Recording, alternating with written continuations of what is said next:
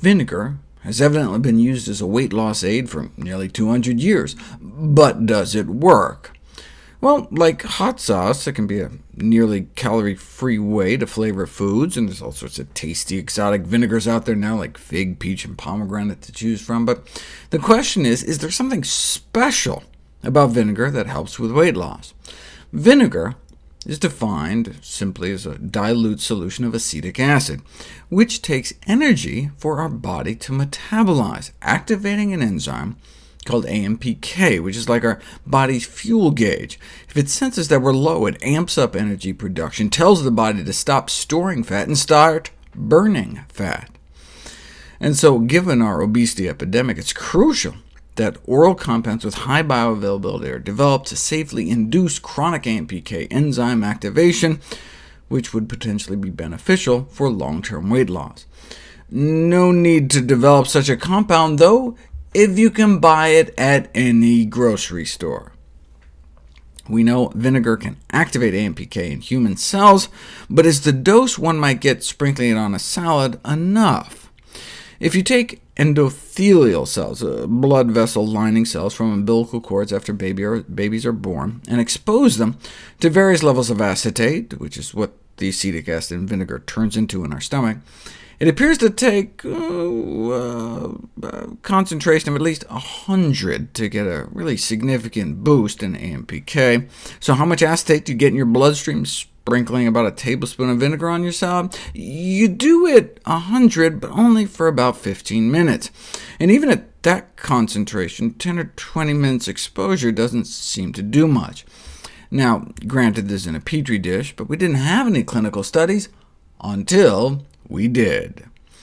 A double-blind trial investigating the effects of vinegar intake on reduction of body fat in overweight men and women. Now, they call them obese, but they were actually slimmer than your average American. In Japan, they call anything over a BMI of 25 obese, whereas the average American adult is about 28.6.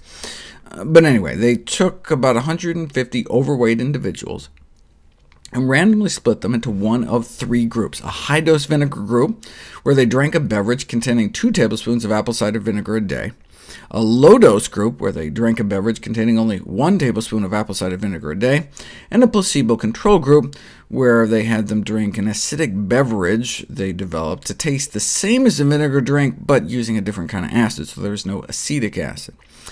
No other changes in their diet or exercise. In fact, they monitored their diets and gave them all pedometers to make sure that the only significant difference between the three groups was the amount of vinegar they were getting every day. This is where they started out. And within just 1 month, statistically significant drops in weight in both vinegar groups compared to placebo, with higher dose doing better than the low dose, which just got better and better month after month. In fact, by month 3, the do-nothing placebo group actually gained weight, as overweight people tend to do, whereas the vinegar group significantly dropped their weight. Now, was the weight loss actually significant, or just kind of statistically significant? Well, that's for you to decide. This is in kilograms, so compared to placebo, the 2 tablespoons of vinegar a day group dropped 5 pounds by the end of 12 weeks. That may not sound like a lot, but they got that for just pennies a day without removing anything from their diet. And they got slimmer, up to nearly an inch off their waist, suggesting they were losing abdominal fat, but the researchers went the extra mile and put it to the test. They put the research subjects through abdominal CT scans to actually directly measure the amount of fat before and after in their bodies. They measured the amount of superficial fat, visceral fat, and total body fat. Superficial fat is the fat under your skin that makes for flabby arms and contributes to cellulite, but visceral fat is the killer. That's the fat, shown here in white, building up around your internal organs that bulges out the belly.